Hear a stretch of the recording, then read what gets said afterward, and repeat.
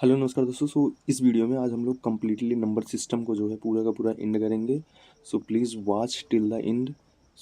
यहाँ पे आपको बहुत कुछ सीखने को मिलेगा, I promise that. Okay, let get start. यहाँ पे जो है क्या है, नंबर, संख्याएं। आपको पता है संख्याएं जो है ये आपने कई बार पढ़ा होगा। संख्याएं दो प्रकार की होती हैं, एक होता है रियल नंबर, फिर इमेजनरी नंबर। रियल नंबर में भी दो प्रकार की होती हैं, रेशनल होता है, इरेशनल होता है। इरेशनल में भी जो है आपका मतलब रेशनल में भी यहाँ पे जो है तीन प्रकार की होती है, नेचुरल, होल एंड इंटीजर। प्राकृतिक संख्याएं, पूर्ण संख्याएं और पूर्णांक संख्याएं। तो हमारा जो जो हमको पढ़ना है वो होती कौन सी संख्या है, वो हमको बस यही पढ़नी है, real number, rational number and यहाँ पे natural number, whole number and integer. ये हमारे सिलेबस का है, ठीक है। तो इसी को देखते हैं यहाँ पे, तो ज़्यादा टाइम नहीं लगेगा and I promise that you will learn many things, ठीक है। तो यहाँ पे होती है वास्तविक, रियल नंबर होती है जिनको आप नंबर लाइन पे लिख सकते हो। जैसे यहाँ पे 0 होता है, 1 होता है, 2 होता है, 3 होता है, यहाँ पे माइनस में होता है, ठीक है। इस प्रकार से होता है, तो इनको जो है आप रख सकते हो। जैसे बीच में जो है आप यहाँ पे क्या रख सकते हो, यहाँ पे 2.3 भी कर सकते हो बीच में। तो इस प्रकार से जो है चीज़ें ये सब क्या कहलाती हैं, ये सब रियल नंबर कहलाती हैं, जिसको आप नंबर लाइन पे लिख सकते हो, जो कि एग्जिस्ट करती हैं, ठीक है। वो रियल नंबर कहलाती हैं, इमेजरी नंबर नहीं कहलाती हैं। फिर होती है यहाँ पे परिमेय संख्याएं, रेशनल नंबर होती हैं। रेशनल नंबर वे संख्याएं परिमेय संख्या कही जाती हैं जिन्हें हम पी बटे क्यू के रूप में दर्शाया जाता है, जहाँ पी क्या है, पी एम क्यू क्या है, पूर्णांक हो, ठीक है। पी और क्यू मतलब जैसे यहाँ पे ऐसा ना हो 1.3/4, ऐसा कुछ ना हो। इस प्रकार से जो है उसको जो है रेशनल नंबर कहते हैं। मतलब जैसे यहाँ पे क्या हो, पूर्णांक हो, क्या हो, पूर्णांक हो, याद रखना पूर्णांक हो। और यहाँ पे जो क्यू है वो जीरो ना हो, ठीक है। मतलब हर जो है जीरो ना हो, ये चीज़ हमको ध्यान देना पड़ेगा। जैसे यहाँ पे जैसे ये सब संख्या क्या कहलाती हैं, ये सब संख्या जो है आपका जो है रेशनल नंबर कहलाती हैं। फिर होती है कुछ इरेशनल नंबर। इरेशनल नंबर होता है जिसको पी बटे क्यू के रूप में नहीं लिखा जा सके, अथवा वो जो है अथवा जो धनात्मक पूर्णांक संख्या पूर्ण वर्ग संख्या नहीं हो, उनके वर्गमूल को जो है अपरमेय संख्या कहा जाता है। जैसे उदाहरण के लिए मैं अंडर रूट 5, ठीक है, या पाई। जब अब अगर आप इनको देखोगे, इनका वैल्यू निकालोगे, तो पाई की वैल्यू क्या होती है, 3.14 होता है ना, ऐसे 1 4 करके जाते हैं। तो यहाँ पे अब इसको अगर नीचे 1 करेंगे, तभी मैंने बोला ये डेसिमल में आ गया, इसलिए जो है इसको पी बटे क्यू के रूप में नहीं, इसलिए इसको इरेशनल नंबर बोलते हैं, ठीक है। अगेन यहाँ पे होता है प्राकृतिक संख्या। प्राकृतिक संख्या आपको पता है कि जो 1 से स्टार्ट होती हैं, 1 2 3 4 5 6 ऐसे करके इनफाइनाइट तक, ये क्या कहलाती है, प्राकृतिक संख्या कहलाती है। फिर एक होता है यहीं पे जो है पूर्ण संख्याएं, ठीक है, जिसको होल नंबर बोलते हैं। वो क्या होती है, बस उसमें जीरो आ जाता है, ठीक है। प्राकृतिक और पूर्ण संख्या में यही अंतर है कि प्राकृतिक संख्या 1 से स्टार्ट होती है, जबकि जो पूर्ण संख्या होती है वो 0 से स्टार्ट होती है। तो 0 प्लस प्राकृतिक संख्या क्या कहलाती है, पूर्ण संख्या कहलाती है, ठीक है। उसमें 0 आ जाएगा तो वो कंप्लीट हो जाएगी, पूर्ण हो जाएगी।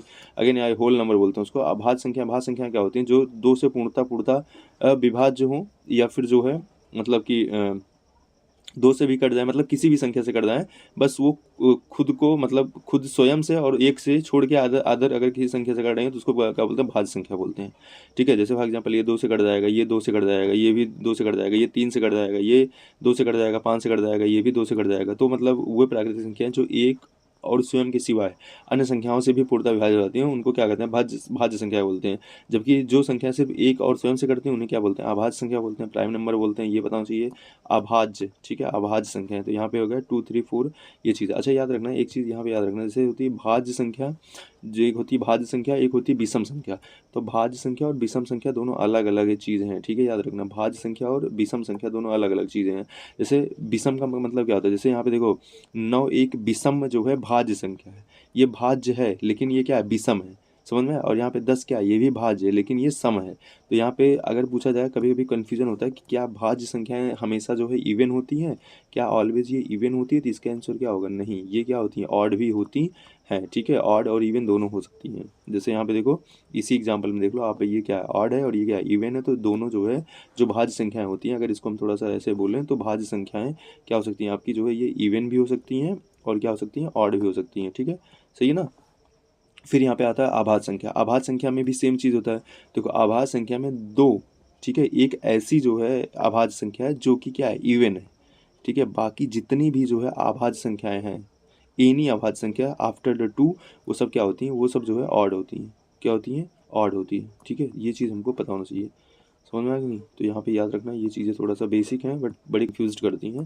So this is the reason I am letting you know all. Again यहाँ पे है, नेक्स्ट यहाँ पे देख लेते हैं, फिर आभाज्य संख्या कैसे ज्ञात करें। अब देखो आभाज्य संख्या ज्ञात करने का नियम ये होता है, जैसे मान लो फॉर एग्जाम्पल कोई संख्या आभाज्य संख्या है कि नहीं। फॉर एग्जाम्पल मान लो यहाँ पे हम देखेंगे 11 है, ठीक है। अब 11 से जस्ट बड़ा ऐसी संख्या देखेंगे जो कि क्या हो, पूर्ण जो है किसी संख्या का वर्ग होती है। 11 के बाद कौन सी संख्या आती है, 16, ठीक है, 16 आता है। तो 16 क्या है, 16 किसका पूर्ण वर्ग है, 4 का। ठीक है, 4 का ये पूर्ण वर्ग है। तो यहाँ पे 4 के नीचे कितनी जो है आभाज्य संख्या आती हैं, तो 4 के नीचे आभाज्य संख्या आती है 2 और 3। क्या 2 और 3 से जो है 11 कट जाएगा, नहीं कटेगा, इसलिए 11 क्या है, अभाज्य संख्या है। नहीं समझ में आया, ठीक है, फिर से समझाते हैं। जैसे देखो इसमें मैंने क्या बोला, इसमें ये बोला गया कि आप जैसे कोई संख्या दिया है, कोई आप वो चेक करना आपको अभाज्य संख्या है कि नहीं। फॉर एग्जाम्पल यहाँ पे मैंने लिया 11, ठीक है, अब 11 जो है मैंने लिया, अब इसको चेक करना अभाज्य कि नहीं। वैसे हमको पता है अभाज्य है, बट अब क्या करेंगे, इससे जस्ट बड़ी संख्या, ऐसी संख्या लेंगे जो किसी किसी संख्या की क्या हो, पूर्ण स्क्वायर हो। इसके जस्ट नियरेस्ट संख्या लेंगे, तो इसके नियरेस्ट संख्या कौन सी है, 16 है। इससे छोटी नहीं लेंगे, छोटी इससे क्या है, 9 है, लेकिन यहाँ पे 9 को हमको नहीं लेना है। ठीक है, इससे जस्ट बड़ा संख्या कौन सा आएगा, यहाँ पे 4 आएगी, जो कि किसका स्क्वायर है, 4 का। ठीक है, मतलब 16 आएगा, जो कि स्क्वायर है किसका, 4 का। अब 4 के बाद कितनी अभाज्य संख्या आती है वो हमको देखना। 4 के बाद जो है यहाँ पे आपको 3 देखने को मिलेगा और 2 देखने को मिलेगा, ये 2 अभाज्य संख्या आती है। अगर इन दोनों में से किसी भी अभाज्य संख्या से अगर यहाँ पे 11 ये कट जाता तो 11 क्या कहलाती है, भाज्य संख्या कहलाती। ठीक है, तो ये नियम होता है। अब यहाँ पे जैसे एक एग्जाम्पल दिया है, इसको देखते हैं। जैसे देखो यहाँ पे लिखा, ज्ञात कीजिए कि 241 भाज्य संख्या है या नहीं। ठीक है, अभाज्य संख्या है कि नहीं।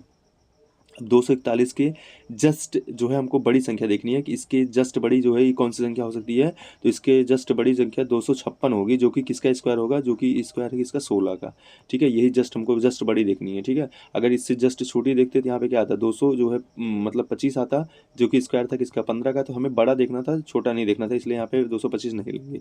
आई होप कि समझ में आएगा। अब यहाँ पे देखते हैं 16 से छोटी कितनी आभाज्य संख्या है, 16 से छोटी, ये यहाँ पे 16 से छोटी देखो, 16 से छोटी यहाँ से 2 भी है, 3 भी है, 5 भी है, 7 भी है, 11 भी है, 13 भी है।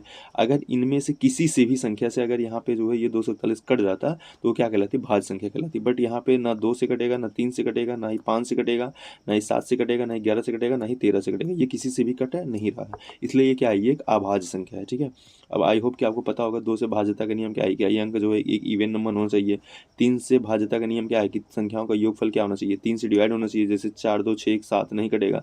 5 से भाज्यता का नियम क्या होना चाहिए, इकाई अंक या तो क्या हो, 0 हो या फिर क्या हो, 5 हो।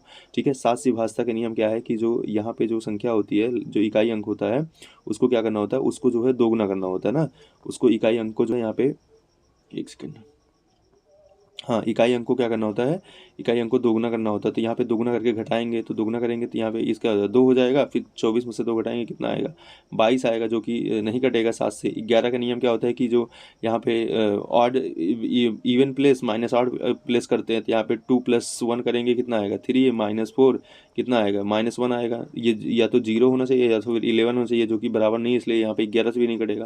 तो ये होता है आपका भाज्यता का नियम, आगे अभी देखेंगे। ठीक है, ये चीज़ है। फिर यहाँ पे जांच करें कि यहाँ पे 341 जो है भाज्य संख्या है कि नहीं। अब 341 का जस्ट बड़ी संख्या लेंगे, कौन सा आएगा, वो 19 का स्क्वायर आएगा। ठीक है, 19 का स्क्वायर कितना होता है, 361। इससे जस्ट बड़ी संख्या कौन सी लेंगे, 361 लेंगे, जो कि किसका स्क्वायर है, वो 19 का स्क्वायर है। अब 19 से छोटी जितनी भी यहाँ पे अभाज्य संख्या है उसको लिखेंगे। तो 19 से छोटी अभाज्य संख्या कौन कौन सी है, 2 है, 3 है, 5 है, 7 है, 11 है, 13 है, 17 है। ठीक है, अब यहाँ पे हमको पता है कि अब ये देखो, ये क्या 2 से कटेगा, नहीं कटेगा, 5 से भी नहीं कटेगा, पता चल गया। फिर 3 से भी नहीं कटेगा, कि चीज़ 4 4 3 7 1 8 हो जा रहा है, इन तीनों से नहीं कटेगा। फिर 7 से देख लेते हैं, 7 से अगर देखेंगे तो यहाँ पे देखो, इनका स्क्वायर करो, दुगना करो, कितना आ रहा है, यहाँ पे 2 हो गया, मतलब इसका 1 गुणे 2 करो, 2 हो जाएगा। 34 - 2 करो, कितना आएगा, 32 आएगा, नहीं कटेगा 7 से। फिर 11 से भी नहीं कटेगा, 13 से यहाँ पे, सॉरी 11 से कट जाएगा। 11 से कटोगे, देखो यहाँ पे 3 1 4 हो गया, और 4 - 4 कितना आएगा, 0 आएगा। तो यहाँ पे 11 से ये कट जाएगा। ठीक है, तो 11 से कट जाएगा, इसका मतलब ये संख्या क्या है, ये एक अभाज्य संख्या नहीं है। ठीक है, अतः एक अभाज्य संख्या नहीं है। आई होप कि नियम समझ में नहीं समझ में आया, एक बार फिर से देख लेना।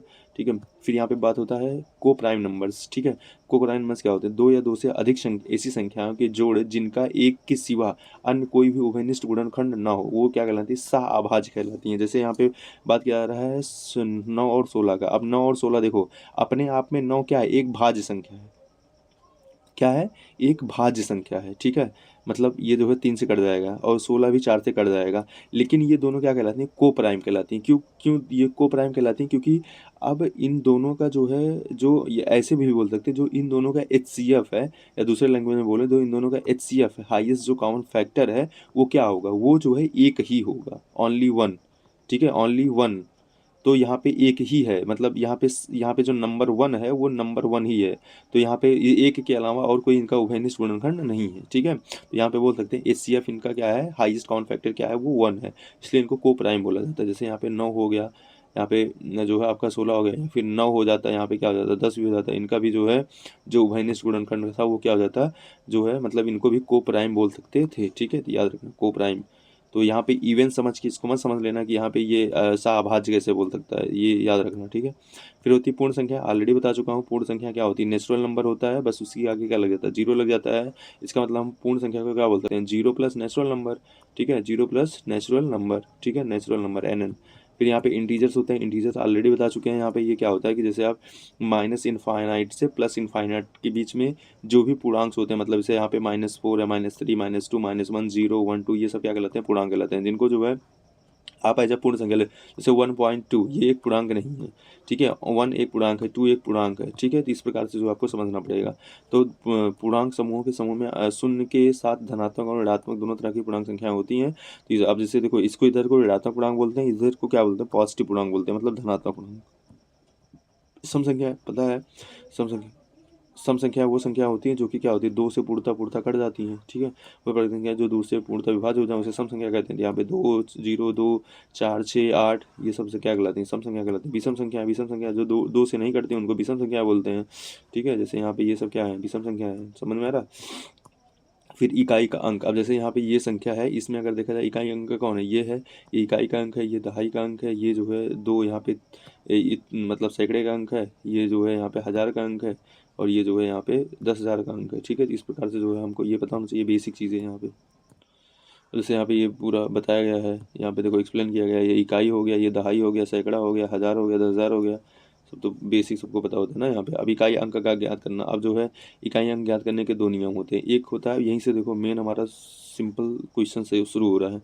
यहाँ पे होता है संख्याओं के योग को घटाना, गुणा तथा भाग में इकाई अंक ज्ञात करना। एक तरीका ये होता है, जैसे मान लो यहाँ पे दिया रहेगा 2 × 3 × 4 × 6, ऐसा भी हो सकता है, इसमें पूछेगा इकाई अंक। या फिर यहाँ पे बोल देगा 2 + 3 +, ठीक है, 4 + 6 ऐसा बोल देगा, या बोल देगा 2 - 3 - 4 - 6 इसमें पूछ लेगा। या फिर दे देगा 2/3/4/6 ऐसा पूछ लेगा इकाई अंक। एक तरीका ये होता है। दूसरा तरीका क्या होता है कि घातीय अंकों में, जैसे मान लो यहाँ पे लिख दिया 247 पावर जो है 372, अब पूछ लिया इसमें यूनिट डिजिट कितना आएगा। इस प्रकार भी क्वेश्चन जो है पूछे जाते हैं। तो दोनों टाइप के क्वेश्चन यहाँ पे बन सकते हैं। तो यहाँ पे भी देखेंगे किस प्रकार के जो है कैसे दोनों को सॉल्व करना होता है। पहले जो है यहाँ पे देखेंगे कि योग, घटाना, गुणा तथा भाग में इकाई अंक का ज्ञात करना। ऐसे प्रश्नों को हल करने के लिए इकाई का अंक का योग, घटाव, गुणा तथा भाग करते हैं, ये इसमें नियम होता है। तो ये जो है ज़्यादा पढ़ने की जरूरत नहीं है, समझो यहाँ पे।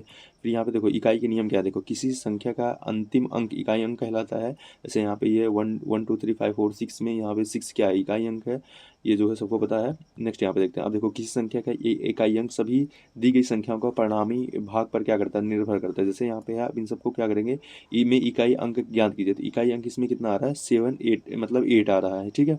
अब अगर देखा जाए तो इसमें क्या है कि जो ये 8 आया है, ये हमें दहाई अंक से मतलब नहीं है। तो यहाँ पे स्पष्ट होता है कि संख्या 78 की इकाई का अंक, ठीक है, ये किस पे डिपेंड कर रहा है, ये 8 है, ये किस पे डिपेंड कर रहा है, ये 2 4 6 8 के परिणामी मान पर निर्भर करता है। अगर आप इनको जोड़ोगे तो कितना आएगा, 28 आएगा, और इनका यूनिट डिजिट कितना आ रहा है, 8 आ रहा है। तो ऐसी किस्म का मतलब हमको क्या करना है, जैसे यहाँ पे कुछ भी संख्या दी गई है तो हमको इनका यूनिट डिजिट ऐड करना पड़ेगा, और जो ऐड करने पे जो उसका यूनिट डिजिट आएगा उसको हम लेंगे, ठीक है, वही यूनिट डिजिट होता है। तो यहाँ पे ये चीज़ें हैं। जैसे यहाँ पे बात करना है, यहाँ बात किया है, यहाँ पे गुणा दिया है। अब ऐसे केस में हमको क्या करना है, इनका ये आगे वाला जो सिस्टम है इसको जो है यहाँ पे इसको हटा देना, ठीक है। अब यहाँ पे हमको देखना है इन संख्या जो इनका यूनिट डिजिट, यहाँ पे 2 है, 6 है, 9 है। अब इनका गुणा करो, जैसे यहाँ पे 2 छक 12, 12 का हमको क्या ले लेना, 2 ले लेना है, ठीक है। फिर यहाँ पे 2 ले लेना है, फिर 2 9 18, 18 का हमको 8 ले लेना है, फिर 8 दूनी 16, 16 का हमको क्या ले लेना है, 6 ले लेना है। तो इकाई अंक कितना आएगा, यहाँ पे 2 जो है आपका 6 आ जाएगा, ठीक है। इस प्रकार से भी ऐसा कर सकते हैं। और दूसरा तरीका जैसे इसमें जो समझाया गया है, जैसे यहाँ पे क्या करोगे आप, इसका यहाँ से 2 ले लो, इसका यहाँ से 6 ले लो, इसका 9 ले लो, इसका 2 ले लो, गुणा करो कितना आएगा, 216 आएगा। या फिर जो है यहाँ पे ऐसे करो कि 2 × 6 करो, आया 12, ठीक है। उसके बाद जो है यहाँ पे आप क्या करोगे, इनको करोगे तो यहाँ पे ये भी कर लो, ऐसे कर लो, ऐड कर लो तो भी क्या आ जाएगा, 6 आ जाएगा। मतलब यहाँ पे जो कंक्लूजन निकल गया था, कंक्लूजन निकल का मतलब यही है कि आप इनका यूनिट डिजिट देखो, फिर यहाँ पे इनका मल्टीप्लाई करोगे। 2 गुणे 6 आया, तो मतलब 2 गुणे 6 कितना आएगा, 12 आएगा। 12 का इकाई अंक कितना होगा, 2 होगा। फिर यहाँ पे फिर इसकी इकाई अंक से इसमें गुणा करो, फिर 2 9 18, 18 का इकाई अंक कितना है 8, फिर 8 दूनी 16, 16 का इकाई अंक कितना है 6। इस प्रकार से जो है यहाँ पे वैल्यू निकल के चली जाएगी। ठीक है, आपको अगर यहाँ पे आ रहा होगा तो स्किप कर देना, मतलब कोई दिक्कत नहीं है। ठीक है, यहाँ पे 3 है, 6 है, 7 है, 3 है, 7 है। इसमें अगर देखें तो इस प्रकार से बस वही सेम चीज़ करना है। इसको देखो, यहाँ पे 3 6 का 18, 18 का 8, फिर 8 सते 56, 56 का 6, 6 त्रिक 18, 18 का 8, और 8 सते 56, 56 का 6, इकाई अंक कितना आया 6। इस प्रकार से हो जाएगा। ऐसे यहाँ पे भी अगर कोई संख्या जो इकाई अंक दिया है, और अब इससे यहाँ पे पूछा अगर आपको गलती से किसी भी संख्या में इकाई अंक 0 दिख गया, तो जो है इनका भी इकाई अंक क्या आएगा, 0 ही आएगा। ये सबको पता होता है। ठीक है, जैसे यहाँ पे 170 में, क्योंकि जब आप गुणा करोगे इनका इनका, फिर लास्ट में कितना आएगा, 0 ही आ जाएगा। ठीक है, वही इकाई अंक हो जाएगा। अब यहाँ पे विषम आभाज्य संख्याओं का गुणनफल का इकाई अंक ज्ञात कीजिए। विषम आभाज्य संख्याओं, ठीक है, सभी विषम आभाज्य संख्याओं के गुणनफल का इकाई अंक ज्ञात करें। अब देखो यहाँ पे जो है क्वेश्चन देख लेते हैं। जैसे यहाँ पे क्या होगा कि जो है, जैसे यहाँ पे लिखा है, अब यहाँ पे इत्यादि क्या है, आभाज्य संख्या है। जैसे आभाज्य संख्या क्या होती है, 2 से स्टार्ट होती है, लेकिन 2 क्या है, 2 एक सम जो है आभाज्य संख्या है, तो इसलिए उसको हटा देंगे। तो यहाँ पे हमारा जो है कि 3 5 ही होगा। अब इत्यादि सभी क्या है, आभाज्य संख्या है। अब हम जानते हैं कि 5 को किसी भी विषम संख्या से गुणा करने पर प्राप्त होने पर अंक हमेशा क्या होता है, 5 ही प्राप्त होता है। अतः इसका क्या होगा, इकाई अंक क्या होगा, 5 होगा। तो याद रखना, अगर विषम संख्याएं हैं और वहाँ पे 5 है, तो मल्टीप्लाई करने पर क्या होगा, 5 ही प्राप्त होगा। इसलिए जितने भी आभाज्य संख्या है, इसको नोट भी कर लो, याद भी कर लो, हमेशा इसको एज अ रोट लर्निंग के रूप में यूज़ कर लो। कुछ चीज़ें जो है हमको याद भी कर लेना चाहिए। ठीक है, यहाँ पे ये चीज़ हो गया। अब यहाँ पे देखते हैं 9 और 4 की इकाई के नियम। ठीक है, 9 और 4 की इकाई का नियम देखते हैं। यहाँ पे आई होप कि समझ में आया होगा। नहीं समझ में आया है तो भी कोई दिक्कत नहीं है, पढ़ो, 1 2 बार पढ़ो, रिवाइज करो, चीज़ों को आ जाएंगी। ठीक है, टेंशन लेने की ज़रूरत नहीं है। नेक्स्ट यहाँ पे देखते हैं, यहाँ पे लिखा है आपका क्या है, 4 9 की इकाई अंक के नियम। ठीक है, अब यहाँ पे क्या है, इकाई अंक यहाँ पे 4 देखते हैं। अगर 4 की पावर क्या है, सम है। ठीक है, जैसे मान लो यहाँ पे लिखा है 4 पावर 4, तो इसका इकाई अंक क्या आएगा, हमेशा एक 6 आएगा, मतलब 6 आएगा। और इसकी अगर विषम संख्या, मतलब मान लो 4 पावर 5 है, तो जो इकाई अंक आएगा वो क्या आएगा, 4 आएगा। गुणा करके तुमको दिखाते हैं। जैसे मान लो यहाँ पे लिखा है, मैंने लिखा है 4 पावर 4 पावर 4 पावर 4, तो देखो इसको क्या लिख सकते हैं, 4 गुणे 4 गुणे 4 गुणे 4 ना। तो 4 चौक 16, 16 चौका 64, और 64 चौका कितना हो जाएगा आपका, 64 चौसठ कितना हो जाएगा, 64, 64 गुणे 4। तो 4 चौक 16 के 6, उसके बाद जो है 4 छक 24, 24 और 2 26, तो कितना आएगा 266। इसका इकाई अंक कितना आया, 6 आया। तो ऐसे यहाँ पे क्या कर लेंगे, अगर ये जो है ये हो जाएगा, ठीक है, एक और इसमें गुणा कर देंगे, यहाँ पे मान लो 4 कर देंगे, फिर यही क्या हो जाएगा, फिर इसमें, फिर जब इसमें 264 में फिर 4 से गुणा होगा, तो 4 से कितना आएगा, 24 आएगा, लास्ट में कितना आएगा, 4 आएगा। तो वही इकाई अंक कितना आ जाएगा, 4 आ जाएगा। यही बताया जा रहा है। तो यहाँ पे याद रखना, अगर दो, पहली बात तो ये याद कर लेना, ये बहुत इंपॉर्टेंट होता है। अगर 4 का पावर क्या दिया है, विषम दिया है, ठीक है, विषम दिया है, तो वो क्या आएगा, मतलब जो है 4 ही आएगा, खुद ही आ जाएगा। अगर सम दिया है तो कितना आ जाएगा, 6 आ जाएगा। ठीक है, याद रखना 6 आ जाएगा। कैसे इसको याद कर लेंगे, तो देखो यहाँ पे जैसे लिखा है कि यहाँ पे 4 की पावर कितनी है, 4 की पावर जो है यहाँ पे क्या है, एक इवन है। ठीक है, इवन है तो कितना हो जाएगा, यहाँ पे 4 आ जाएगा, वो खुद आ जाएगा। अगर यहाँ पे 4 पावर, सॉरी 1 मिनट, यहाँ पे इवन है तो यहाँ पे 6 हो जाएगा, यहाँ पे 6 हो जाएगा। ठीक है, और अगर यहाँ पे 4 पावर क्या है, ऑड है, ठीक है, तो वहाँ पे क्या आ जाएगा, ये खुद आ जाएगा, ये 4 आ जाएगा। ठीक है, तो ये याद रखना, अगर यहाँ पे ऑड है तो यहाँ पे क्या होगा, 4 आ जाएगा। ठीक है, और अगर इवन है तो क्या आ जाएगा, 6 आ जाएगा। ठीक, तो ये थोड़ा सा याद रखना है। नेक्स्ट देखते हैं, यदि संख्या 4 पर समघात है तो इसका इकाई अंक क्या होगा, 6 होगा, और विषम घात है 4 होगा। फिर यहाँ पे लिखा है कि अगर यहाँ पे 9 की बात करते हैं, अगर इसका समघात होगा तो इकाई अंक कितना आएगा, 1 आएगा। अगर विषम घात होगा तो इकाई अंक कितना आएगा, मतलब 9 आएगा। ठीक है, तो याद रखना, जैसे यहाँ पे 9 है, 9 है, 9 का मतलब कि पावर कितनी है, मान लो यहाँ पे 4 है, तो इसका जो यूनिट डिजिट आएगा वो हमेशा कितना आएगा, 1 आएगा। अगर इकाई मतलब जो है यहाँ पे क्या, मान लो 5 होता है, ये विषम हो जाता है तो कितना हो जाता है, ये 9 आ जाता है। ठीक है, इस प्रकार से जो हमको ये याद करना पड़ेगा। आई होप कि समझ में आ रहा होगा ना। अब जैसे यहाँ पे लिखा है, अब यहाँ पे क्या करना है, जैसे लिखा है इसमें इकाई अंक ज्ञात कीजिए। ठीक है, अब आपको पता है ऐसे केस में आपको क्या करना है, इनका जो आगे की संख्या है ना, इसको ऐसे निगलेक्ट करो, उसको मान लो है ही नहीं वहाँ पे। फिर यहाँ पे 5 पावर कितना दिया, अब यहाँ पे हमको सिर्फ 4 पावर देखना, 4 पावर इतना दिया है, ये क्या है, एक विषम है। तो अभी हमने देखा था विषम के लिए क्या होता है, विषम के लिए वही सेम हो जाता है। ठीक है, विषम के लिए क्या हो जाता है, सेम हो जाता है। तो इस पर याद रखना। तो कैसे याद होगा कि विषम सेम है, देखो यहाँ पे 4 वाले में जैसे जब यहाँ पे जब जैसे मान लो कि क्या होते हैं, जब 4 लोग होते हैं, जैसे समझो जब 4 लोग हैं यहाँ पे और विषम बातें करेंगे, ठीक है, तो वो क्या करेंगे, 4 ही लोग रहेंगे। अगर वो अच्छी बातें करेंगे मतलब तो यहाँ से क्या हो जाएंगे, 6 हो जाएंगे, 4 से 6 हो जाएंगे, उनका ग्रुप क्या होगा, इंक्रीज होगा। तो ऐसे याद कर लेना, ठीक है। तो इस प्रकार से अगर 4 लोग हैं मतलब गलत बातें कर रहे हैं तो उनका ग्रुप जो है इंक्रीज नहीं होगा। अगर अच्छी बातें करेंगे तो वो 4 से क्या हो जाएंगे, 4 से 6 हो जाएंगे। बस ऐसे याद कर लेना, अगर सम रहेगा 4 से 6 हो जाएगा, ठीक है। अब यहाँ पे फिर वही सेम चीज़ इकाई अंक, तो यहाँ पे आगे की संख्या से मतलब ही नहीं है। अब हमको पता है इसका विषम है, विषम का क्या होगा, वही सेम हो जाएगा, ठीक है। यहाँ पे भी देखो विषम का क्या है, सेम हो जाएगा, ठीक है। और इसमें 9 वाले केस में क्या है, जब यहाँ पे जो है यहाँ पे अच्छी बातें कर रहे हैं तो ये क्या हो जाएंगे, ये यहाँ पे 1 हो जाएगा, ठीक है। तो ये याद रख लेना इस प्रकार से, बल्कि इसमें घट जा रहे हैं। फिर 2 के लिए इकाई यूनिट क्या होता है, अब इसमें ये अच्छा 2 ये सब क्या होते हैं, जैसे वो उसमें 4 और 9 का जो है अलग होता है, क्योंकि इसमें हमको पता चल गया कि इनका जब ये ऑड होता है, 4 का ऑड होता है तो ये कितना हो जाता है, 4 का ऑड होता है 4 ही रहता है। 4 का इवन होता है तो कितना होता है यहाँ पे जो है 6 हो जाता है। जबकि 9 का जो ऑड होता है वो कितना होता है, वो जो है आपका 9 होता है। जबकि 9 का जो इवन होता है वो कितना होता है, 1 होता है, ठीक है। तो ये चीज़ हो गया। अब यहाँ पे जो है इसको देख लेते हैं, यहाँ पे 2 का पावर कितना है, 1 है, तो 2 आएगा, 2 पावर 2 4 है, 2 पावर 3 8 है, 2 पावर 4 16, इसको याद भी कर लो। 2 पावर 5 है 32 होता है, 2 पावर 6 है तो 64 होता है, 2 पावर 7 है 128, 2 पावर 8 है तो 256। कम से कम इतना याद होना चाहिए। और देखो यहाँ पे अगर देखो ध्यान से तो देखो ये क्या हो रहा है कि यहाँ पे देखो ये हो गया, 2 पावर 1 हो गया और 2 पावर यहाँ पे 5, ठीक है। फिर ये क्या हो रहा है, देखो रिपीट हो रहा है कि नहीं यहाँ पे, मतलब देखो यहाँ पे ये 4 मतलब कि 4 के बाद ये रिपीट हो रहा है। मतलब यहाँ पे अगर हटा दें तो 2 पावर 5 पे फिर से क्या आ गया, 2 आ गया, ठीक है। इस प्रकार से जो है आपको पता होना चाहिए। जैसे अब यहाँ पे 2 पावर क्या कर देते, 2 पावर यहाँ पे 9 करते, यहाँ पे कितना हो जाता है, ये आपका जो है आपका कितना हो जाता है 512, ठीक है। तो यहाँ पे भी देखो रिपीट हो जाता है, ठीक है। नीचे क्या आता है 512, तो ये भी रिपीट हो जाता है। मतलब ये जो है 2 पावर 4 पे क्या होता है, रिपीटिशन होता है, तो याद रखना। तो यहाँ पे ये हो गया। फिर ऐसे ही 3 के लिए देख लेते हैं। 3 का क्या होता है, 3 का वो इकाई जो है 3 होता है, फिर स्क्वायर 9 होता है, 27 होता है, 81 होता है। फिर 3 पावर 5 343 होता है, 3 पावर 6 जो है 729 होता है, 3 पावर 7 जो है 2187 होता है, 3 पावर 8 जो है यहाँ पे 65 61 होता है। ये सब थोड़ा सा पता चाहिए। ये भी देखो अगर आप देखो 4 4 पे रिपीट कर रहा है, देखो यहाँ पे देखो यहाँ पे 3 पावर 1 था और 3 पावर 5 है, देखो ये क्या है, बराबर आ रहा है कि नहीं। ऐसे यहाँ पे देखो इनका देखो, इनका देखो, फिर इनका देखो, इनका देखो, फिर इनका देखो, इनका देखो। मतलब 3 पावर यहाँ पे 4 2 पावर 4 जो है रिपीटेशन होता है। अभी कैसे यूज होता है इसको देखते हैं। यहाँ पे ऐसे 4 के लिए ऑलरेडी हम देख चुके हैं। 4 का स्क्वायर करो 4 आएगा, 4 का फिर मतलब इनका यूनिट डिजिट हमेशा या तो 4 आएगा या तो 6, 4 आएगा तो 6, अगर इवन है तो 6 आएगा और अगर आड है तो क्या आएगा, 4 आएगा, ठीक है।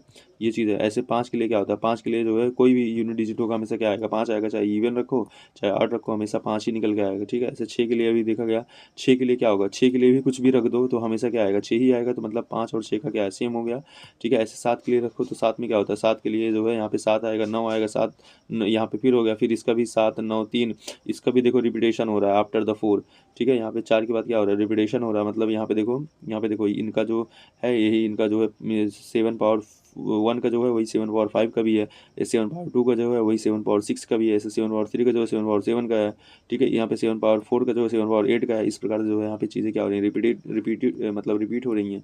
ऐसे यहाँ पे अगर 8 की बात कर लेते हैं तो 8 का स्क्वायर यहाँ पे 8 हो 64 हो गया, यहाँ पे ये है। अब इसका भी देखो रिपीटेशन हो रहा है, कितना 4 पे रिपीटेशन हो रहा है यहाँ पे ना, यहाँ पे देखो 4 का रिपीटेशन हो रहा है। देखो यहाँ पे ये हो गया, फिर यहाँ पे ये हो गया, फिर यहाँ पे ये हुआ, फिर यहाँ पे ये हुआ, ये क्या हो रहा है, रिपीटेशन हो रहा है, ठीक है। इस प्रकार से जो है चीज़ें यहाँ पे बार बार रिपीट हो रही हैं, समझा। फिर यहाँ पे और 9 की इकाई अंक के लिए बात करते हैं। यहाँ पे 9 का पावर 1 है, 9 आएगा, 9 का स्क्वायर 81 आएगा, 9 पावर 3 है 729 आएगा, 9 पावर 4 है, तो यहाँ पे ये प्रकार से चीज़ें आ जाएंगी। तो यहाँ पे 9 का ऑलरेडी देखते हैं, यहाँ पे 9 आता है, 1 आता है, 9 आता है, 1 आता है, ठीक है। ऑड रहेगा 9 आएगा, इवन आएगा तो 1 आएगा। इस प्रकार से चीज़ें होती हैं।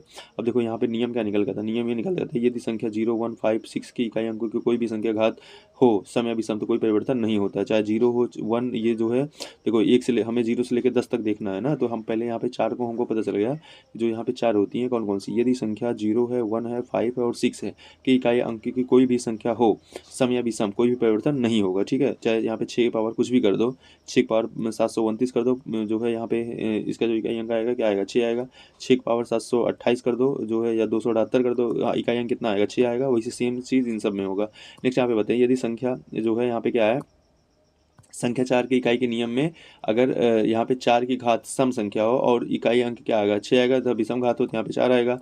ये ऑलरेडी हम लोग देख चुके हैं ना, अभी मैंने बताया था 4 की पावर क्या हो इवन हो तो यहाँ पे क्या आएगा, इवन है तो जुड़ जाएगा मतलब 6 लोग होंगे, और जब 4 यहाँ पे ऑड ही होगा, यहाँ पे ऑड रहेंगे तो यहाँ पे क्या आएगा 4 ही आएगा। ठीक है, ये चीज़ ऑलरेडी जानते हैं। फिर 9 का भी क्या होगा, 9 की अगर घात विषम हो तो इकाई अंक क्या आएगा 9 आएगा, घात सम हो 1 आएगा, जान लेते हैं। और यहाँ पे क्या होता है, यहाँ पे देखो 2 3 7 8, ठीक है 2 3 7 8 में इकाई के अंक का चक्र क्या होता है 4 होता है। अभी देखा था ये कैसे होता है, इसका यूज़ कैसे होता है अभी देखेंगे। तो यहाँ पे हमने टोटल देख लिया, देखो 4 इधर हो गए, 4 देखो 4 में क्या होता है हमेशा सेम रहता है। फिर 2 और 6 का अलग से याद कर लो, इनका 2 3 और 4 7, ठीक है 2 3 4 7 का इसमें जो है एक चक्र होता है। ठीक है, अब जैसे यहाँ पे मान लो फिर एग्जाम्पल, जैसे यहाँ पे अब यहाँ पे क्या होता है, इसको ऐसे याद करते हैं हम लोग, इकाई का अंक है, इकाई का अंक ऐसे याद करते हैं। यहाँ पे देखो यहाँ पे जो है 4n+1 4n+2 4n+3 and 4n+1, ये जो है इस प्रकार से चीज़ें होती हैं। इसको अभी देख लेते हैं कैसे यहाँ पे यूज़ होता है। ठीक है, अब जैसे यहाँ पे देखो, यहाँ पे लिखा है कि जो है इकाई अंक ज्ञात कीजिए। ठीक है, इकाई अंक ज्ञात करने के लिए अब यहाँ पे हमको 23 पावर कितना लिखा है, यहाँ पे 23 पावर 36 लिखा है। अब ऐसे केस में आपको पहले 2 तो भूल जाना, फिर यहाँ पे देखो 3 मतलब 3 पावर 36 लिखा है, आपके दिमाग में ये होना चाहिए मतलब। ठीक है, यहाँ पे क्या लिखा है 3 पावर 36 लिखा है। अब 3 पावर 36 को हम क्या लिख सकते हैं, अब यहाँ पे 3 पावर 36 को हम करेंगे क्या, यहाँ पे हम 3 पावर 36 है, अब 36 को हम 4 से डिवाइड करेंगे। क्या करेंगे, 36 को 4 से डिवाइड करो तो 36 का कितना है 4 9 या 36 ना, ये पूरा का पूरा क्या होगा कट गया। मतलब यहाँ पे अगर देखा जाए तो पावर कितना बच रहा है, पावर जो है एक प्रकार से 0 बच रहा है। लेकिन अगर 0 बच रहा है तो 0 तक नहीं ले जाएंगे, उसको एक अंक कम करेंगे तो यहाँ पे 8 बार ले जाएंगे। तो 4 8 32 हो गया, तो यहाँ पे आया कितना, यहाँ पे 4 आया शेषफल। मतलब 3 पावर 4, और 3 पावर 4 क्या होता है, 3 पावर 4 जो होता है वो खुद सेम संख्या रिपीट हो मतलब 1 आ जाता है। 3 पावर 4 कितना होता है, यहाँ पे 1 आ जाता है, तो यहाँ पे इसलिए ऐसा ही कर लेंगे। ठीक है, तो यहाँ पे क्या हो जाएगा 1 आ जाएगा, समझ में आया। तो इस प्रकार से चीज़ें होती हैं। 3 पावर 4 जो होता है, जो वैल्यू होती है वो कितनी होती है 1 होती है। देखो यहाँ पे लिया है 3 पावर 4 की वैल्यू क्या होती है 1 होती है। 7 पावर 4 की वैल्यू क्या होती है 1 होती है। ठीक है, इस प्रकार से जो थोड़ा सा पता होना चाहिए था। नेक्स्ट यहाँ पे देख लेते हैं कि जो है यहाँ पे क्या है कि जो है इसको में इकाई अंक ज्ञात कीजिए। अब यहाँ पे हमको पूरा हटा देना, फिर हमको 2 देना। अब 2, अब यहाँ पे 26 को क्या करेंगे, 26 को जो है 4 से डिवाइड करेंगे। तो 26 को जब 4 से डिवाइड करेंगे तो यहाँ पे क्या आएगा, यहाँ पे शेषफल हमको जो है 2 बचेगा। तो हमको क्या करना है, हमको 2 पावर 2 करना है। ठीक है, यहाँ पे इसको हटा देना। 2 पावर 2 का क्या होता है, 2 पावर 2 का क्या होता है 4 होता है, तो इसलिए वैल्यू क्या आएगी 4 निकल के आ जाएगी। ठीक है, तो यहाँ पे ये सब जो एक्स्ट्रा दिया उसको ज़्यादा दिमाग लगाने की जरूरत नहीं है, जो बता रहा हूँ उसको ध्यान दो। अब यहाँ पे इकाई अंक देखना है, इकाई अंक देखना है तो इसमें हड़बड़ाना नहीं है, इसको जो है इसको डिलीट करो, यहाँ पे इसको भी डिलीट करो। यहाँ पे 2 1 कितना हो जाएगा 3 हो जाएगा, यहाँ पे आंसर आ जाएगा। नेक्स्ट यहाँ पे है इकाई अंक याद करो, फिर यहाँ पे भी वही सेम चीज़ है 9 2 11 9 2 11 9 2 11 11 का कितना लेंगे इकाई अंक लेंगे, एक घटा लेंगे, वही सेम चीज़ यहाँ पे भी वही नियम लगेगा। ये चीज़ है। अगर मान लो अब इकाई अंक के लिए जैसे मान लो यहाँ पे, जैसे अब यहाँ पे 8 है, यहाँ पे 9 है, अब इसमें घटाएंगे तो ये कितना आ रहा है, ये आएगा कितना मतलब निगेटिव में आएगा। ठीक है, अब यहाँ पे आएगा कितना -1 आएगा। -1 जो है इकाई अंक जब भी जो यूनिट डिजिट होती है वो हम हमेशा क्या होती है वो पॉजिटिव होनी चाहिए। ठीक है, ऐसे केस में क्या करेंगे, इसको हम जो ये 18 है ना, इसका हम क्या लेंगे मतलब जो 8 है उसको हम मतलब दुगना कर लेंगे, मतलब उसको दहाई तक ले जाएंगे, मतलब उसको 18 मानेंगे। क्या मानेंगे 18 मानेंगे। ठीक है, तो 18 -9 करेंगे, क्या मानेंगे 18 -9 करेंगे, कितना आएगा 9 आएगा। ठीक है, तो यहाँ पे ये चीज़ है, तो याद रखना। अंक जैसे हम यहाँ पे 7 होता 17 हो जाता, 6 होता तो यहाँ पे 16 हो जाता, तो ये चीज़ थोड़ा सा पता होना चाहिए। अब यदि गुणा करने की संख्या में कोई भी संख्या का इकाई अंक शून्य हो तो प्रश्न का इकाई अंक क्या होगा, शून्य होगा, हमेशा याद रखना। और यदि भाग देने संख्या में इकाई अंक तभी संभव है जब शेषफल ना हो, ऐसे प्रश्नों में ये चीज़ है। फिर यहाँ पे डिविजिबिलिटी रूल, अब यहाँ पे 2 के भाज्यता का नियम क्या होता है, 2 के भाज्यता का नियम जो है पता है ना आपको, डिविजिबिलिटी ऑफ रूल क्या होता है, 2 की विभाज्यता का नियम। 2 से विभाज्यता का नियम है वह संख्या जिसके इकाई अंक पे स्थान पे क्या हो 2 हो, यहाँ पे 0 हो 2 हो 4 हो 6 हो 8 हो, कोई भी अंक हो वह 2 से क्या होती है पूर्णतः विभाज्य होती है। जैसे 20 हो गया 22 हो गया 24 हो गया 26 हो गया 28 हो गया। ठीक है, ये चीज़ें होती हैं, अब ऑलरेडी सबको पता है। फिर यहाँ पे देखते हैं 3 से विभाज्यता का नियम। 3 से विभाज्यता का नियम क्या है कि संख्याओं का योगफल क्या होना चाहिए 3 से विभाज्य में। जैसे यहाँ पे 6 5 11 11 1 12, तो ये टोटल आएगा 12 12 3 से विभाज्य, इसका मतलब ये संख्या क्या होगी 3 से पूरा पूरा कट जाएगी। ठीक है, ये चेक करने का नियम। 4 से विभाज्यता का नियम, 4 से विभाज्यता का नियम होता है संख्या क्या हो 2 से भी कटे और 3 से भी कटे, मतलब 4 सॉरी यहाँ पे क्या है कि जो है 4 से मैंने 6 का बता दिया था। यहाँ पे लिखा है कि संख्या के इकाई अंक के दहाई अंक के 2 संख्याएं 4 से विभाज्य। जैसे यहाँ पे 32, अगर 32 जो है क्या 4 से कट जाएगा 4 32, हाँ ये संख्या कट जाएगी। 12 क्या 4 से कट जाएगा, कट जाएगा। 48 क्या 4 से कट जाएगा, हाँ, तो इसका मतलब ये पूरी संख्या क्या होंगी 4 से कट जाएंगे। तो हमें यूनिट डिजिट देखना है, मतलब हमें दहाई तक देखना है। ठीक है, अगर ये दोनों संख्याएं 4 से कट जा रही हैं, अगर ये दोनों संख्या मतलब 12 4 से कट जा रहा है, 48 4 से कट जा रहा है, इतना संख्या क्या होगी 4 से कट जाएंगी। ठीक है, 5 विभाजक का नियम क्या था, 5 विभाजक इकाई अंक क्या हो, 0 हो या 5 हो तो वो हमेशा 5 से कटेगा, ये जो है हमेशा दिमाग में रखना। 6 विभाजक का नियम क्या होता है, 6 विभाजक नियम ये संख्या 2 से कटे 3 से कटे। 2 से नियम क्या था, इकाई अंक पहली बात तो इवन नंबर होना चाहिए, और 3 से विभाजक का नियम क्या होगा कि संख्याओं का योगफल, मतलब जितने भी वहाँ पे मतलब वो हैं क्या है, मतलब नंबर है उनका योगफल क्या हो, 3 से डिवाइड हो। फॉर एग्जाम्पल जैसे इसको देख लेते हैं, देखो 6 3 9, 9 9 18, 18 तो 20, 4 24, 24 क्या 3 से कट जाएगा, बिल्कुल कट जाएगा। और देखो यूनिट डिजिट कितना 4 है, इसलिए मतलब ये संख्या क्या होगी 6 से विभाज्य हो जाएगी। ऐसे यहाँ पे भी देख लो, अब यहाँ पे देख लेते हैं, जैसे यहाँ पे है 6 9 6 15, 15 1 16, 16 2 18, 18 3 से कट जाएगा, बिल्कुल कट जाएगा। उसके बाद जो है क्या ये 2 से कटेगा, बिल्कुल, क्योंकि यूनिट डिजिट क्या है 2 है। ऐसे ही नेक्स्ट यहाँ पे देख लो, यहाँ पे क्या है 7 1 8, 8 2 10, 10 7 17, 17 4 21, 21 3 से कट जाएगा, बिल्कुल कट जाएगा। और यूनिट डिजिट कितना है 4 है, जो कि 2 से कट जाएगा, इसलिए यहाँ पे संख्या क्या होगी 6 से डिवाइजिबल होगी। ठीक है, अगेन है यहाँ पे 7 से विभाजता का नियम। अगर मान लो यूनिट डिजिट यहाँ पे ऑड होती ना, तो फिर यहाँ पे 3, फिर जो है वो कटेगा ही नहीं, फिर आपको 3 से चेक करने की कोई जरूरत ही नहीं थी। अब यहाँ पे क्या होता है 7 से विभाजता का नियम। 7 से विभाजता का नियम क्या होता है कि इसमें जो यूनिट डिजिट होता है इसको दुगना करते हैं। ठीक है, यूनिट डिजिट दुगना करते हैं, और जो आगे की संख्या होती है उसको एज अ सेम संख्या ट्रीट करते हैं। जैसे यहाँ पे क्या लिख सकते हैं, इसको देखो, अब यहाँ पे जो है 241 लिखेंगे, और यहाँ पे 15 का दुगना करेंगे, 15 का दुगना कितना आएगा 10 आएगा, 10 241 माइनस 10 करेंगे। ठीक है, कितना आया, क्या कितना आएगा यहाँ पे जो है, यहाँ पे 231 आएगा। ठीक है, तो जो है यहाँ पे 241 माइनस 10 गलत दिया ना, तो यहाँ पे क्या होगा 241 माइनस 10 कितना हो जाएगा, यहाँ पे 231 होगा। ठीक है, तो ये जो है ये 241 माइनस 10, तो यहाँ पे 7 तरीके 21। यहाँ पे इन्होंने गलत कर दिया है, यहाँ पे ये जो इतना लिखे यहाँ पे ये आएगा 1 आएगा, गलती मिस्टेक हो गया। अब यहाँ पे देखो 7 से कटेगा क्या, 7 तरीके 21। ठीक है, यहाँ पे ये 2 आएगा, 7 तरीके 21 कट जाएगा ये। ठीक है, 33 आ जाएगा, 30 7 से पूर्णता विभाज्य है, इसलिए क्या आ जाएंगे पूर्णता विभाज्य हो जाएगी, यहाँ पे 1 रहेगा, ये गलती से इन्होंने मिस्टेक कर दिया है। 8 से विभाजता का नियम क्या होता है, 8 से विभाजता का नियम सेम है कि यहाँ पे जो है यदि किसी संख्या की इकाई अंक दहाई सैकड़ा अंकों से बनी संख्या 8 से विभाज्य, वही जो है जो मतलब 4 वाला था, 4 वाले में 2 अंक देख रहे थे, इसमें क्या देखेंगे 3 अंक देखेंगे। ठीक है, अब यहाँ देखो 8 करने में 8, 8 64 कट जाएगा, ऐसे यहाँ पे 24 कट जाएगा, 3 अंक है कट जाएगा, यहाँ पे ऐसे भी 3 अंक देखो कट जाएगा, तो ये संख्या क्या हो जाएंगी 8 से डिवाइड होंगे। जैसे 4 वाले में क्या था, दो डिजिट देख रहे थे, वैसे यहाँ पे 8 वाले में 3 डिजिट देखेंगे। 9 का क्या होता है 3 के इक्वल होता है। 9 वाले में क्या होता है कि यहाँ पे जितनी भी संख्या है सबका योग देखेंगे, योग अगर 9 से कट रहा है, ठीक है, तो इसका मतलब वो संख्या क्या होगी 9 से विभाज्य होगी। वही सेम 3 वाला रूल है यहाँ पे। ठीक है, 3 वाले में संख्याओं का योग 3 से काटते थे, इसमें 9 से काटेंगे। ठीक है, अगर यहाँ पे 11 से विभाजता का नियम ऑलरेडी बताया, इसमें क्या होता है कि आप ऑड ऑड प्लेस देखो, यूनिट प्लेस, जैसे कोई ये इकाई है, फिर ये क्या है सैकड़ा है। ठीक है, इस प्रकार से जो है आपको यहाँ पे ऑड प्लेस देखने, ऑड प्लेस को एक साथ जोड़ो और जो है इवन प्लेस को एक साथ जोड़ो। देखो यहाँ पे लिखा है या सम स्थानों पर, सम स्थान पे क्या क्या लिया, जैसे यहाँ पे 2 लिया है इन्होंने। ठीक है, यहाँ सम स्थानों के योग का योग यहाँ पे 2 लिया है, 1 लिया है। ठीक है, और 3 लिया है, कितना आया 4 आया। और विषम स्थानों का योग जो है यहाँ पे कितना लिया है, यहाँ पे जो है, अब देखो इन्होंने क्या किया है, इन्होंने जो काउंटिंग करी है आप कहीं से भी कर सकते हो, कोई दिक्कत नहीं। जैसे इन्होंने काउंटिंग यहाँ से करी, इसको इन्होंने 1 माना है, फिर ये 1 माने, 2 माने, 3 माना, 4 माना, 5 माना, 6 माना, तो इनके लिए जो है ये सम है। अगर हम आप पीछे से करते तो हमारे लिए क्या होता है विषम होता, तो कोई दिक्कत नहीं था। ठीक है, आप कहीं से भी काउंटिंग करते जिधर से करो एक साइड से करो, और उसको ऐड करके जो है सम सब ऐड करके और जो है इसको घटाओ। या तो वो क्या होना चाहिए, या तो जो है वो 11 का मल्टीपल होगा, या फिर क्या होगा वो 0 होगा। ठीक है, घटाने के बाद या तो वो क्या आना चाहिए, या तो 0 आना चाहिए, या फिर क्या चाहिए 11 का मल्टीपल आना चाहिए। ठीक है, जैसे ये 22 आया, 11 का मल्टीपल है, इसलिए ये संख्या क्या है 11 से विभाज्य है। ठीक है, एक बार नियम भी पढ़ लो अगर आपको लगता है कि नहीं नियम पढ़ना जरूरी है। यहाँ पे देखो यदि किसी संख्या के विषम स्थान के अंकों को योग और समस्थान के अंकों का योग का अंतर 11 से विभाज्य हो, या फिर क्या हो शून्य हो, तो संख्या 11 से क्या होती है विभाज्य होगी। ठीक है, ये नियम होता है। अब कुछ होती है यहाँ पे डिविजिबिलिटी रूल होती है, इसको देख लेते हैं। किसी संख्या को अन्य संख्या से विभाजित करने के लिए प्रक्रिया भाग डिवीजन कहलाती है। यहाँ पे जो है चीज़ें हैं, देखते हैं यहाँ पे कैसे क्या चीज़ें हैं।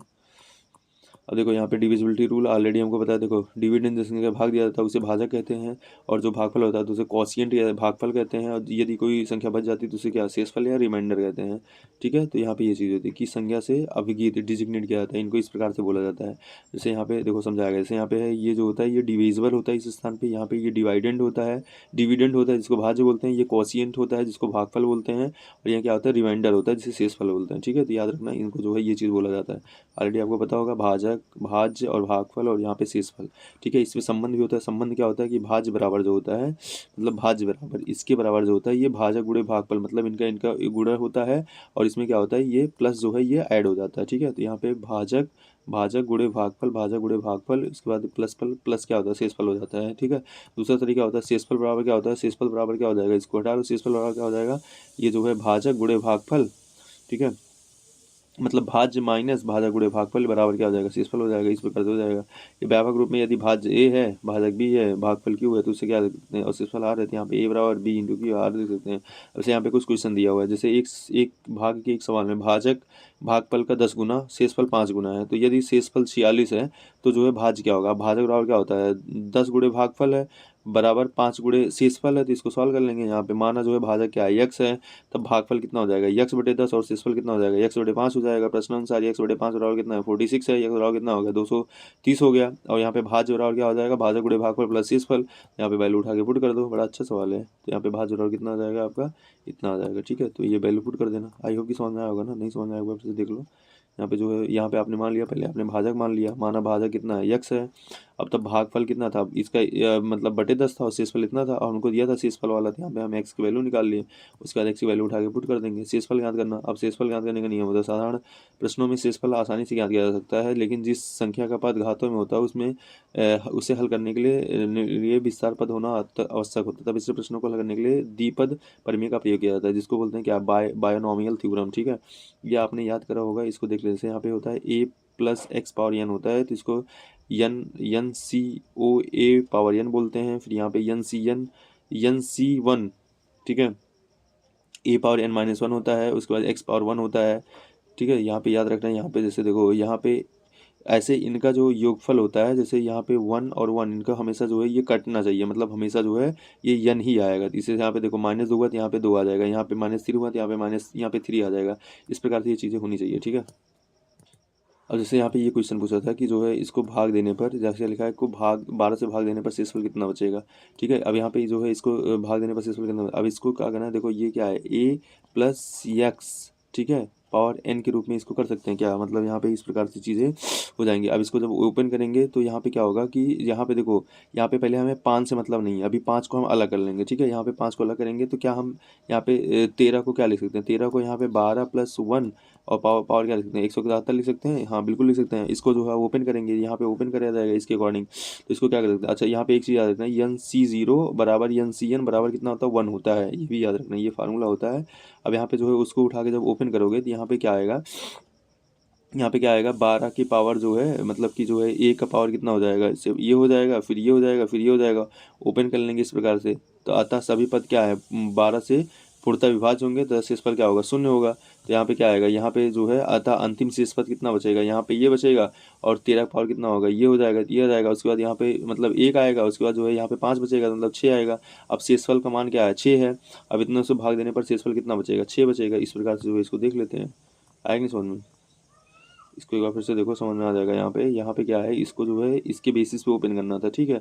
ओपन करा यहाँ पे, तो यहाँ पे एन सी जीरो ए लिखा, तो यहाँ पे यन यन का मतलब कि जो है एन सी जीरो लिखोगे तो यहाँ पे इसकी जो वैल्यू आती है एन सी जीरो और बराबर एन सी वन बराबर कितना आता है, 1 आता है, ठीक है। यहाँ पे ये देखो, तो यहाँ पे जो है, अब यहाँ पे देखो यहाँ पे 12 पावर इतना है, यहाँ पे भी 12 पावर इतना है, यहाँ पे 12 पावर इतना है, हर जगह जो है आपको 12 मिल रहा है। तो यहाँ पे मतलब 12 आप क्या ले सकते हो, 12 कामन ले सकते हो, 12 कामन ले लोगे, इसका मतलब संख्या क्या होगी, 12 से 12 पूरा डिवाइड हो जा रहा है, यही तो मतलब होता है। अगर जैसे आपने यहाँ पे 12 क्या लिया, सभी पद 12 से पूर्णतः विभाज्य होंगे, अतः शेषफल क्या आएगा, शून्य आएगा। हर जगह जो है आपको 12 मिल रहा है, तो 12 से ये भी कट जाएगा, 12 से ये भी कट जाएगा, 12 से ये भी कट जाएगा। बस समझ में आया कि नहीं, कुछ इस प्रकार से जो है हो जाएगा। तो इसको जो है हम इस प्रकार से यहाँ पे, इसलिए शेषफल क्या आएगा, शून्य आएगा। अतः अंतिम शेषपद क्या बचेगा, अंतिम शेषफल ये बचेगा, क्योंकि इसमें देखो 12 कॉमन नहीं है, ठीक है, ये वाला आपका बच जाएगा। बाकी सब जगह जो है 12 कॉमन था, तो ये चीज़ बचेगा। उसके बाद जो है यहाँ पे आप कर लोगे, ये बचा, उसके बाद यहाँ पे आपके 5 बचा था, दोनों को ऐड करोगे 6 हो जाएगा। इस समझ में आएगा, फिर से देख लेना। फिर यहाँ पे आप देखता घातीय संख्या में इकाई अंक ज्ञात करना, ठीक है। यदि कोई संख्या में इतना है तथा इतना से बनी है, यदि कोई भी संख्या 0 1 2 3 4 5 6 7 8 से बनी है, तो घातीय संख्याओं के आधार पर कोई इकाई अंक 0 या 1 या 5 या 6 तथा उनके सरलतम मान में इकाई अंक क्रमशः 0 1 या 5 या 6 होगा। जैसे फॉर एग्जाम्पल, जैसे यहाँ पे लिखा है कि इकाई अंक ज्ञात करें, जैसे यहाँ पे इकाई अंक अगर 0 है तो हमेशा क्या होगा, 0 ही होगा। अगर यहाँ पे इकाई अंक क्या होगा, 1 है, यहाँ पे पूरा का ही पूरा, तो हमें इकाई अंक इतना होगा, 5 है तो इकाई अंक कितना ही होगा, ठीक है। ये चीज़ जो है हमको थोड़ा सा ध्यान देना पड़ेगा। यदि कोई घातीय संख्या जिसके आधार का इकाई अंक क्या हो दो ये तो इकाई अंक निकालने की विधि क्या है, तो देखो यहाँ पे सर्वप्रथम दी गई घात में से एक घटाकर नई घात प्राप्त करें।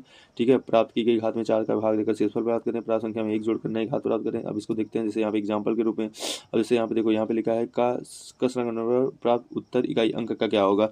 अब देखो इसमें क्या होता है कि पहला तरीका है कि आप पहले उसको पूरा डिलीट कर दो, फिर यहाँ पे 2 पावर कितना आया, 2 पावर आया कितना 736। अब 736 को आप 4 से डिवाइड करो। ठीक है, 4 से डिवाइड करोगे 736 को, तो कितना आएगा यहाँ पे 4 करने में 4 आ जाएगा, यहाँ पे 3 आएगा, 4 32 हो जाएगा, और यहाँ पे आएगा कितना, यहाँ पे जो है 16 आ जाएगा, 4 चौक 16।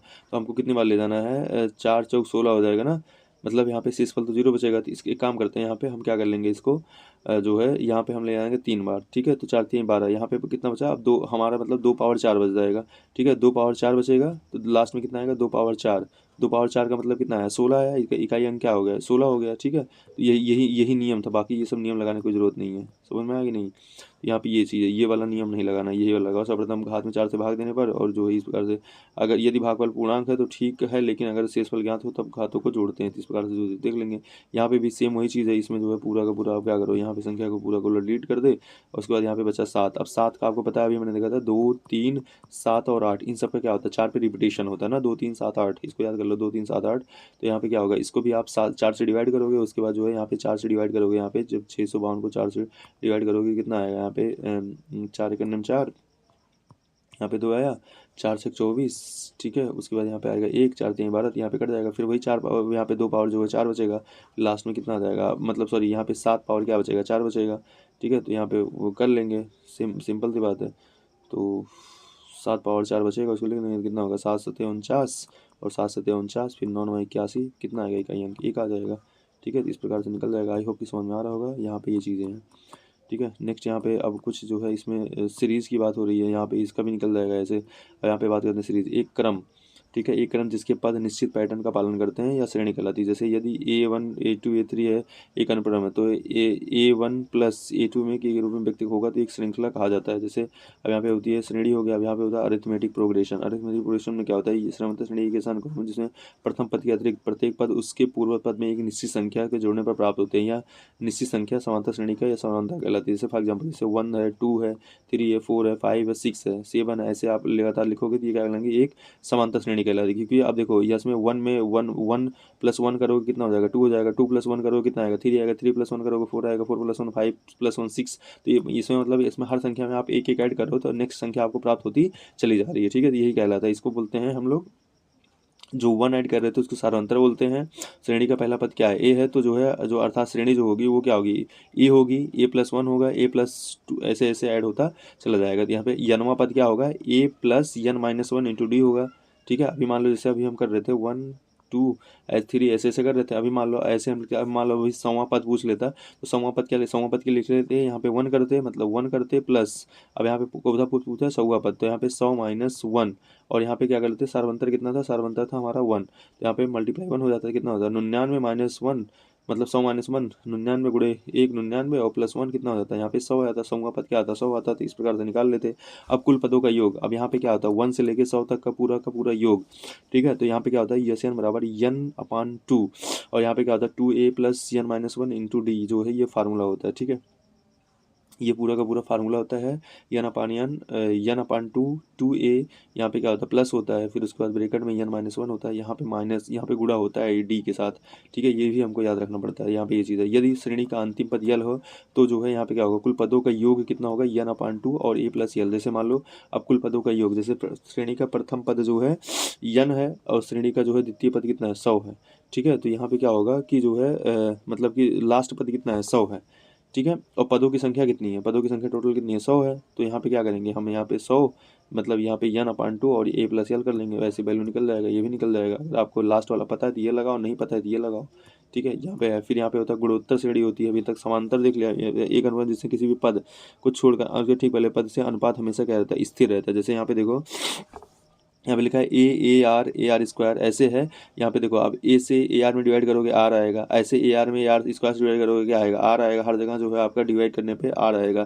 तो आर जो है यहाँ पे क्या होता है सर्वांतर होता है, और पहला पद क्या होता है यह यनवा पद क्या हो जाता है A R power n minus one, A R power n minus one, ठीक है, ये हो जाएगा। और n पदों का योगफल कितना होता है इसमें, यहाँ पे यस n के पदों का योगफल कितना होता है यहाँ पे ए ब्रैकेट में one minus r power n upon one minus r होता है। यदि आर जो है यहाँ पे क्या हो, लेस देन वन हो, और यही अगर जो है आर जो है ग्रेटर देन वन होगा तो यहाँ पे जो है ये इधर चला आएगा, शिफ्ट हो जाएगा पूरा का पूरा, ठीक है। यहाँ पे ये चीज़ है। यदि अनंत पदों का योग हो तो यहाँ पे क्या होगा, ए अपान वन माइनस आर। यदि पदों का योगफल क्या होगा, अनंत निकालना होगा तो प्लस वन। संख्याओं के योग संबंधी नियम कुछ होते हैं, जैसे यदि प्राकृतिक संख्याओं का योगफल कितना, n into n plus by two होता है। वर्गों का योगफल आपको पता होगा, वर्गों का योगफल जो है, अब वर्गों का योगफल कितना होता है यहाँ पे, n into n plus one and two n plus one by six होता है। यहाँ पे ये चीज़ हमको याद करना पड़ेगा, ठीक है।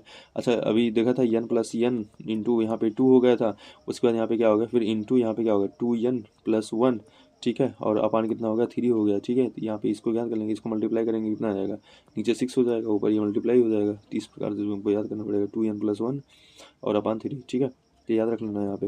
नेक्स्ट यहाँ पे जब प्रथम n प्राकृतिक संख्याओं के घनों का योगफल, अगर घन का योगफल है तो n into n plus one upon two, और क्या हो जाएगा, होल यहाँ पे स्क्वायर हो जाएगा, ठीक है। यहाँ पे याद रखना ये स्क्वायर होगा, ये क्यूब नहीं होगा, ठीक है, ये स्क्वायर होगा। फिर यहाँ पे n प्रथम n सम प्राकृतिक संख्याओं का योगफल, प्राकृतिक संख्याओं की n प्लस n हो जाएगा। विषम प्राकृतिक संख्याओं का योगफल कितना हो जाएगा, n स्क्वायर हो जाएगा। और यहाँ पे सम संख्या n प्रथम सम संख्याओं के वर्गों का योगफल, तो यहाँ पे two n plus one and two n plus one by three हो जाएगा। इस प्रकार से चीज़ें हो जाएंगी, ठीक है। इसमें करना क्या था, वही ऊपर वाला था, ठीक है, ऊपर वाला ही है सब कुछ जो भी देखा था। यहाँ पे इसको क्या लिख सकते हैं, नीचे को छः, यहाँ पे तीन गुणे दो लिख सकते थे, यहाँ पे दो कहाँ चला गया, ऊपर चला गया, बस यहाँ पे ये चीज़ें थी। अगेन n प्राकृतिक संख्या के घनों का योगफल कितना होता है, यहाँ पे टू n स्क्वायर और n प्लस n का होल स्क्वायर होता है। यहाँ पे ये चीज़ें हैं। अब यहाँ पे जैसे क्वेश्चन पूछ लिया, यहाँ पे जो है बराबर है तो यहाँ पे जो है मान ज्ञात करो। अब यहाँ पे सिंपल सी बात है, जैसे अगर आपको फार्मूला पता है तो चीज़ें थोड़ा सा आसान हो जाती हैं, अगर नहीं पता है तो चीज़ें थोड़ा सा हार्ड हो जाती हैं। बस यही चीज़ें फार्मूले पे रखो, आंसर आ जाएगा, ठीक है। अब यहाँ पे जैसे देखो, यहाँ पे ये पूछा था कि योग ज्ञात करो, देखो यहाँ पे तीन है, तीन का स्क्वायर, तीन का क्यूब। अब एक प्रकार से ये क्या है, ये गुणोत्तर श्रेणी है। तो गुणोत्तर श्रेणी में पहला पद क्या है, ए है, और जो यहाँ पे सारवंतर कितना है, तीन है, और जो लास्ट मतलब कि यन है वो कितना है, आठ है, ठीक है। तो यहाँ पे आठ है। अब यहाँ पे जो है जो यन है, मतलब कि जो आर है जो यहाँ पे सरवंतर है वो क्या है, वो एक से ज़्यादा है, इसलिए ये वाला फार्मूला लगेगा। अगर ये एक से हम कम होता है तो यहाँ पे one minus r power n होता है, ये वाला होता है, ठीक है। तो यहाँ पे ये चीज़ें हैं। अब यहाँ पे ये फार्मूला लगेगा, फार्मूला को उठा के वैल्यू पुट कर दो, ठीक है, आपका आंसर आ जाएगा। बड़ा अच्छा क्वेश्चन नहीं है। अब दी गई श्रृंखला के पहले 20 पदों का योगफल क्या दीजिए। अब यहाँ पे देखो क्या है कि यहाँ पे जो है, यहाँ पे वन इंटू टू है, टू इंटू थ्री है, थ्री इंटू फोर है। तो यहाँ पे देखो इसको क्या ले सकते हैं, यहाँ पे जो है यहाँ पे क्या है कि अंतिम पद निकालना है। तो यहाँ पे इस प्रकार से